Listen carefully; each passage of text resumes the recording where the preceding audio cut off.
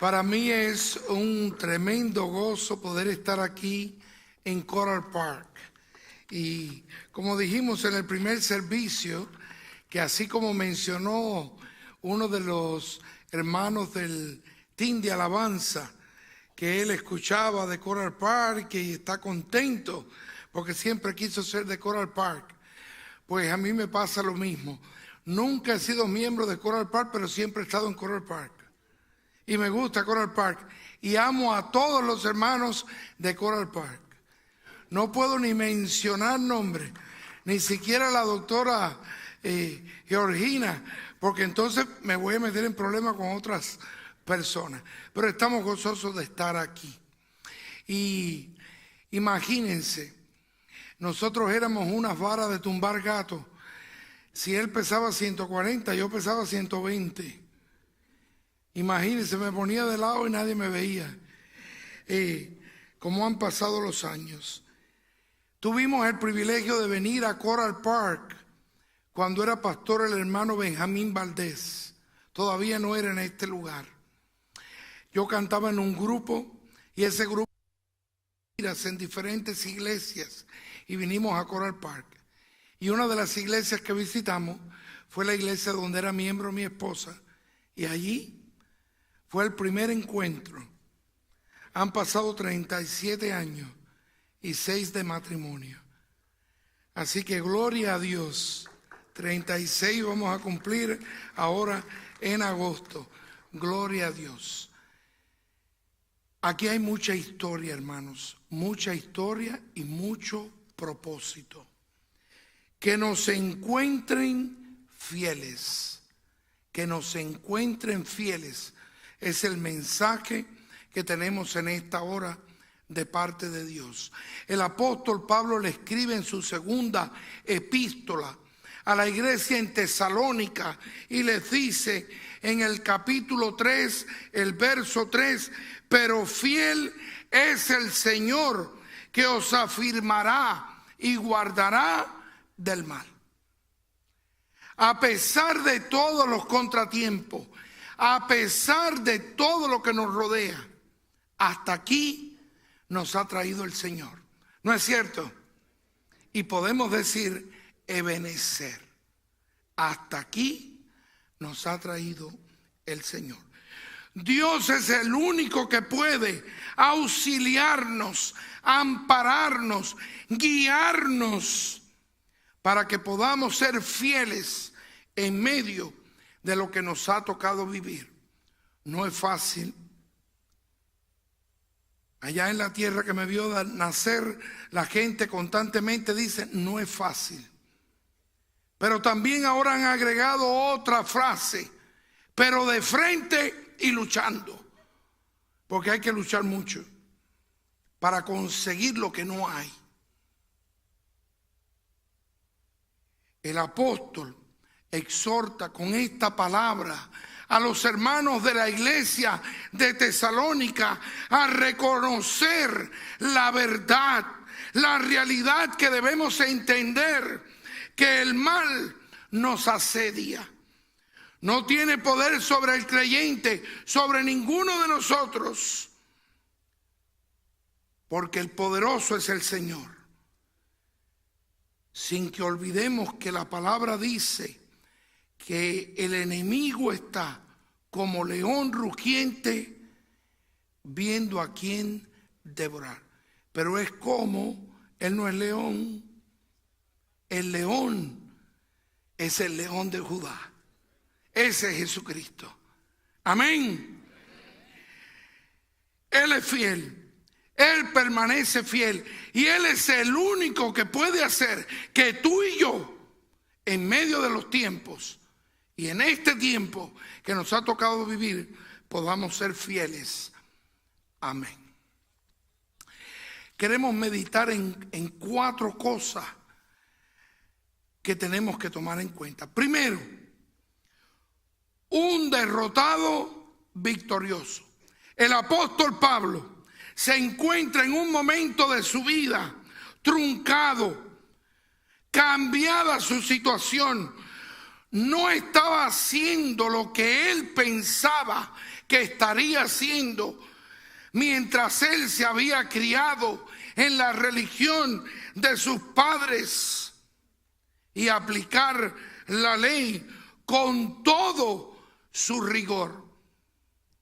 Él dice: yo pensaba hacer muchas cosas contra los santos en Jerusalén, pero esa derrota fue su mejor victoria, para que pudiera decir más tarde: mas gracias sean dadas a Dios, que nos da la victoria por medio de nuestro Señor Jesucristo.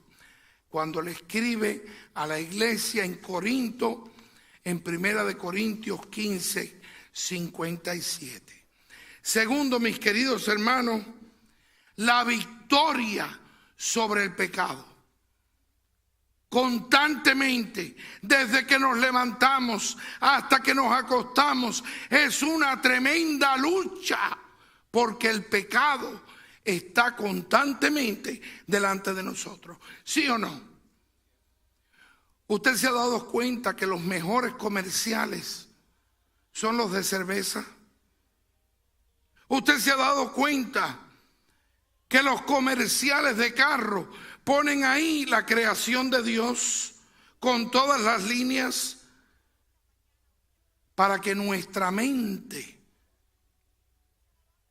vuele y caiga en el pecado? El apóstol Pablo dice que el creyente tiene que marcar su victoria no sobre la muerte, sino sobre el pecado. Porque cuando nosotros cedemos a la tentación, dice que se para el pecado. Y cada quien es tentado conforme a qué cosa: a su concupiscencia. Tenemos que cuidarnos. Pablo es el hombre que después de Cristo, quien mejor conoce los secretos del más allá. Él dice de esta etapa que nos separa de todo y nos cohíbe de todo, y que todos tenemos que en algún momento pasar por ella. Sorbida es la muerte en victoria. Y nosotros debemos, hermanos, vivir recordando el verso 58 de esa primera carta a la iglesia de Corinto, en el capítulo 15, cuando dice: así que, hermanos míos, amados, estad firmes, constantes, creciendo en el Señor siempre, sabiendo que vuestro trabajo en el Señor, ¿qué cosa? No es en vano.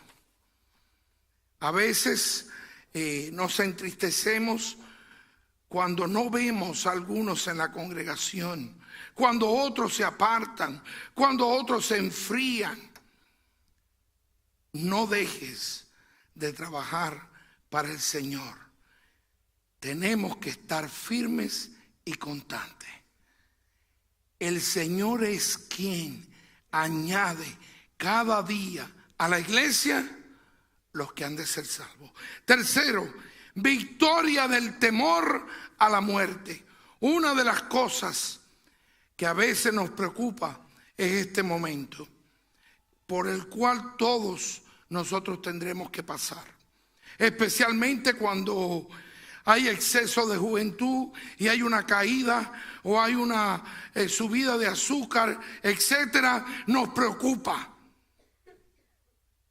El loco de Nerón, el incendiario, quien le pedía la cabeza al apóstol, y el apóstol confiaba que pudiera pasar como un galeón que echó a los judíos del tribunal, como relata allí en Hechos de los Apóstoles, en el capítulo 18, los versos 14 y 15.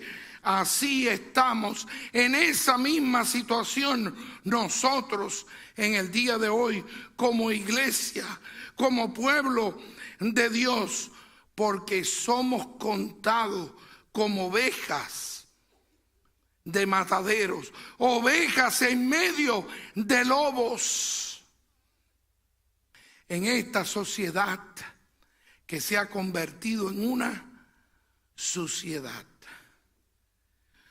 No es menos cierto que tenemos, porque a veces son muchos los que desean mal para los creyentes y tememos que pueda pasar, que pueda suceder. Qué bueno que tienen ustedes aquí a este joven, sí, porque él es tan joven como yo, Mike Guzmán, y entrenando a estos otros jóvenes que se les ha reconocido en esta hora, porque hay peligro, hay situaciones. Ustedes tienen que haber visto en las noticias el pasado viernes, constantemente son los ataques del enemigo, y el enemigo está allí. Y a veces, como dice el salmista, muchos son los que se levantan contra mí. Pero no podemos olvidar que Él es nuestro escudo, quien levanta nuestra cabeza.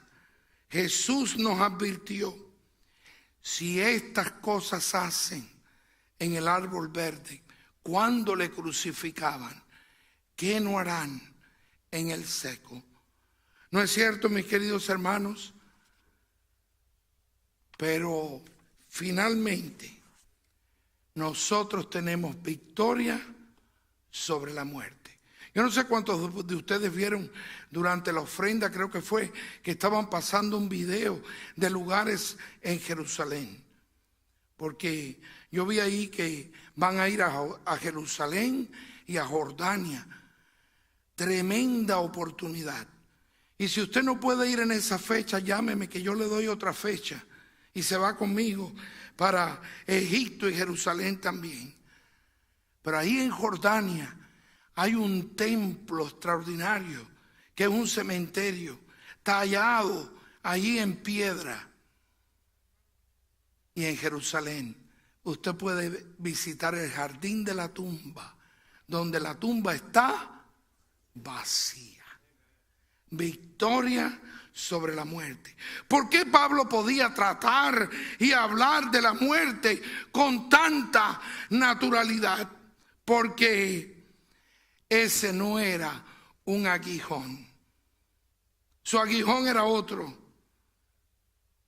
pero la muerte no era su aguijón. Él podía decir: para mí el vivir es Cristo y el morir es ganancia. Hermanos, existen dos tipos de muerte.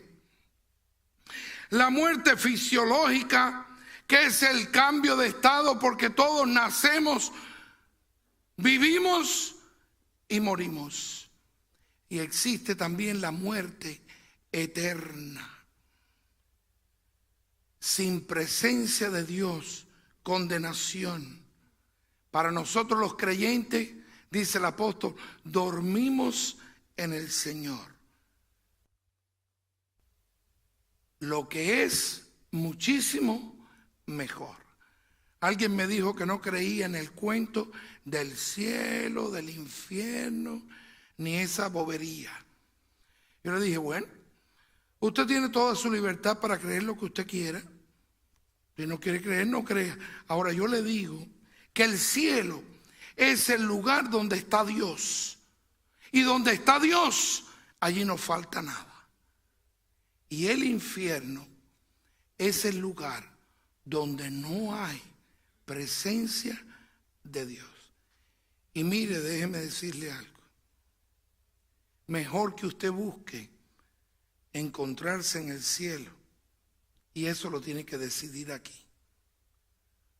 Porque yo le voy a hacer un cuento si usted se encuentra en el otro lugar.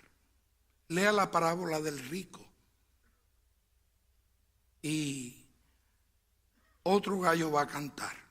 Y usted va a saber si todavía puede seguir diciendo que no cree en el cuentecito del cielo y el infierno.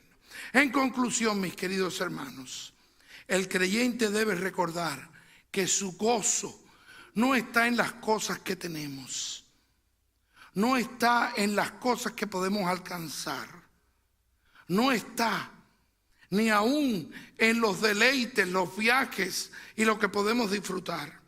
El gozo del Señor está en Él. El gozo del creyente es el gozo en el Señor. Y Él es el único que nos puede ayudar a permanecer fieles. 42 años se dice muy fácil, ¿no es cierto? Pero vivirlos lleva mucha historia y mucho propósito. Es muy fácil cuando podemos cantar: el gozo del Señor, mi fortaleza es. Bueno, yo no canto como Zamora, pero otra cosa es cuando tenemos que vivir la realidad. Es bueno también cuando cantamos: nada nos podrá separar del amor de Cristo. Nada. Amén. Pero lo más importante es vivir de día en día y en cada momento de nuestra vida hasta cuando ya el Señor o nos llame a su presencia o venga por nosotros. Permítanme contarles esta anécdota muy interesante. Dice que en una ocasión esta mamá, deseando darle ánimo a su joven hijo para que progresara en las clases de piano, pues sacó unos tickets para llevarle al concierto de Paderewski. Anoche hubo un concierto de verano aquí que fue precioso. Yo no sé cuántos vinieron al concierto de verano anoche. Si usted no vino, se lo perdió. Pero busque ahí en el internet, porque aquello fue extraordinario. Ustedes vieron el coro de ustedes, cantó extraordinariamente, igual que hoy en la mañana. La madre llegó al teatro con su niño, entraron, buscaron los asientos, allí se sentaron, pero cometió el error de decirle al niño lo que a los niños no se le puede decir. Porque ella vio que en la platea había una amiga de ella y quería saludarla y le dijo: quédate aquí, no te muevas, que yo vengo enseguida. Imagínense decirle eso al niño.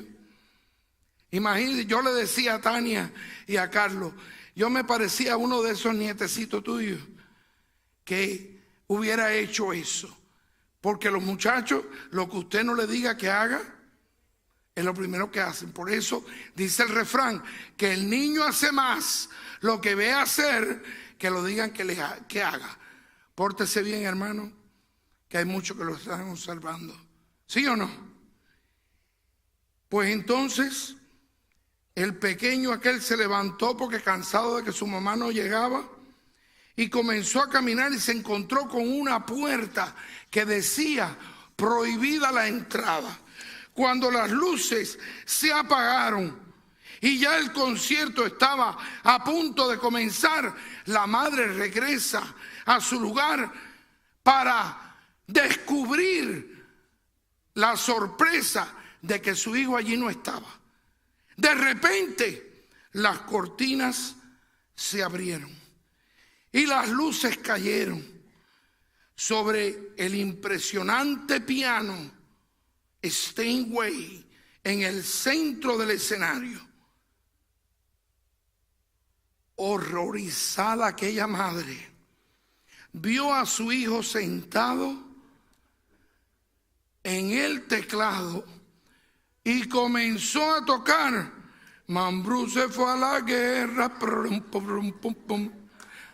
Imagínese usted puede imaginar ese momento. En aquel momento el gran maestro de piano hizo su entrada, rápidamente fue al piano, se acercó y susurró al oído del niño: no pares, continúa tocando. Entonces, apoyado, el gran Paderewski extendió su mano izquierda y empezó a llenar la parte del bajo. Luego puso su mano derecha alrededor del niño y agregó un bello arreglo musical juntos. El experimentado maestro y el joven aprendiz transformaron aquella situación embarazosa en una situación maravillosamente creativa. El público estaba emocionado. Mis queridos hermanos de Coral Park, así son las cosas cuando Dios está en control. Cuando Dios es el que dice, el que hace, el que realiza. Cuando nos esforzamos en conseguir algo por cuenta propia, a pesar de que hagamos lo mejor, lo imposible, los resultados no se convertirán exactamente en una melodía fluida y armoniosa, pero con las manos del Maestro, las obras de nuestras vidas pueden ser verdaderamente hermosas. La próxima vez, pastor, que usted y Coral Park decidan emprender nuevos proyectos, escuchen atentamente para que puedan oír la voz de Dios, la voz del Maestro, susurrando a vuestro oído. No pares, continúa tocando. Siente sus brazos amorosos a tu alrededor. Siente que sus fuertes manos están tocando el concierto de tu vida. Recuerda, pastor, cuando Dios llama, Él es el que capacita. Congregación, Dios no llama a los capacitados, los puede usar, pero Dios capacita a los llamados. El que alguien toque tu vida es un privilegio. Tocar la vida de alguien es un honor. Pero ayudar a que otros toquen sus propias vidas es un placer indescriptible.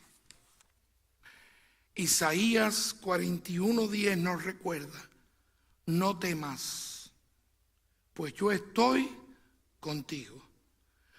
No mire con desconfianza, pues yo soy tu Dios.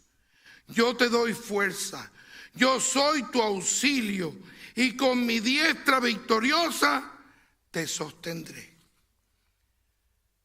Tanto pastor como hermanos de Coral Park, sigan tocando hasta que el Señor venga por nosotros o nos llame a su presencia. Y cuando esto suceda, cuando ya no estemos acá, cuando estemos, como dice el himno, cuando estemos en gloria y en presencia de nuestro Salvador, que nos hallen fieles los que vienen luego. Hasta aquí nos ha traído el Señor, 42 años. ¿Cuánto más quedan? ¿Otros 42? No sé. Pero usted y yo podemos decir: Señor, si tú vas con nosotros, nosotros iremos. Y si tú eres el Maestro, nosotros seguiremos tocando. Amén. Dios te bendiga, pastor. Dios te bendiga, iglesia. Y vamos a seguir tocando para su gloria y su honra hasta que Él venga o nos llame a su presencia.